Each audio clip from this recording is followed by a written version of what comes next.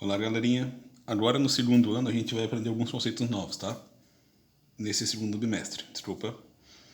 Primeiro a gente precisa saber o que é temperatura. Temperatura, na física, tá, galera? É a medida de agitação das moléculas. Mas, professor, a gente tá vendo todos os nossos corpos, toda a nossa cadeira, o nosso chão, a nossa porta, a nossa parede, tudo o que a gente tá vendo tá parado. O que tu quer falar com agitação de moléculas? Quando eu falo de agitação de moléculas, galera, a gente está analisando a estrutura atômica já. Pensem que todo sólido, né? Seja lá uma barra de ferro, uma barra de plástico, qualquer estrutura sólida, ela é formada basicamente assim, ó, átomos ligados uns com os outros, mas acontece que esses átomos estão vibrando o tempo todo. Eles estão tremendo, como se estivessem sendo chacoalhados o tempo todo. Quando a gente fala em aumentar a temperatura, a gente toca fogo no bichinho, esses átomos começam a vibrar cada vez mais rápido com mais intensidade e maior vibração. Ou seja, a amplitude do movimento deles é maior. Se a gente coloca mais fogo ainda, essas moléculas começam a se agitar muito mais e elas começam a ficar meio loucas. Quanto maior a temperatura, maior vai ser a agitação delas. Até que chega um ponto que a gente arrebenta elas, o plástico derrete, o ferro se funde e assim vai, né? E o contrário também é válido. Se a gente começa a esfriar, as moléculas acabam ficando mais retraídas e elas não se movimentam tanto.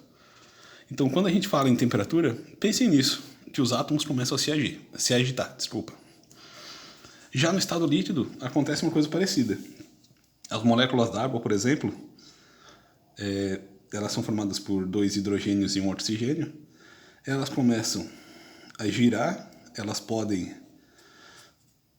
se contrair como se fosse uma tesoura abrindo e fechando, elas podem rotacionar desse modo, elas podem rotacionar no outro eixo, elas podem se movimentar assim, ó, um átomo contra o outro, um átomo contra o outro. E quanto maior é a temperatura, maior vai ser esse nível de agitação. Elas começam a se agitar muito mais. Diminui a temperatura, os átomos começam a se mexer um pouquinho menos. Tá dando para entender a lógica? Já no gasoso acontece de uma maneira semelhante, que as moléculas, como elas não estão ligadas, assim como o estado sólido e o estado líquido, no gasoso acontece que elas simplesmente estão andando por aí.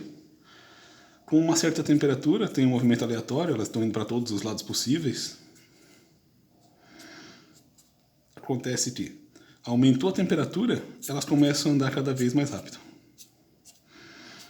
Diminui a temperatura, elas diminuem a velocidade de movimento. Beleza, galera? Isso é que a gente chama de temperatura.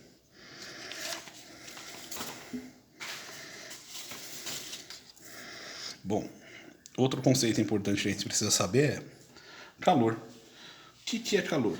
A gente não está falando daquele dia que está quente, que vocês dizem, oh meu Deus, que calor que está aqui.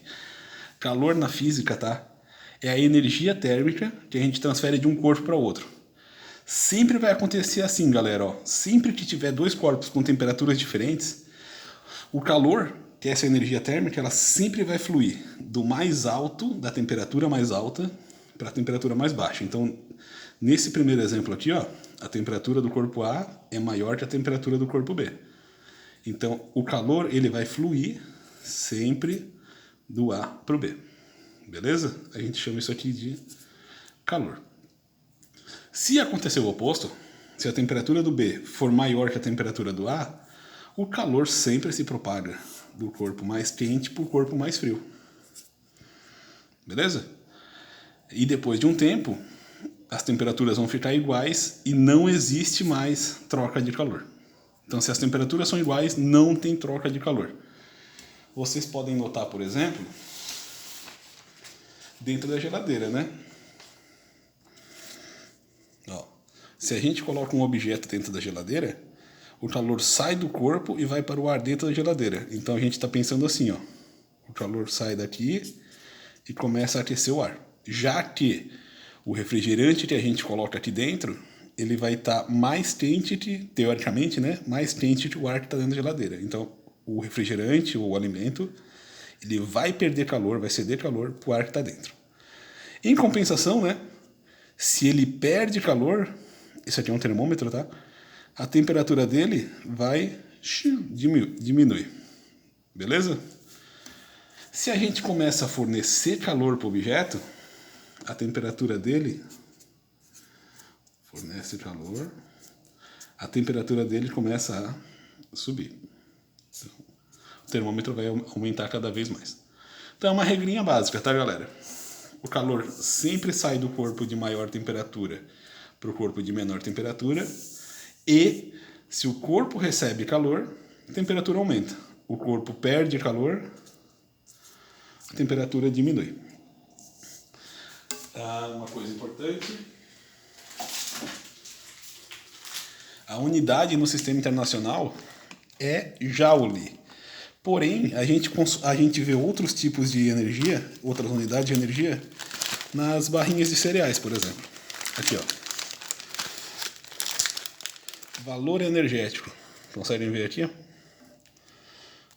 136 quilocalorias ou 571 quilojoules.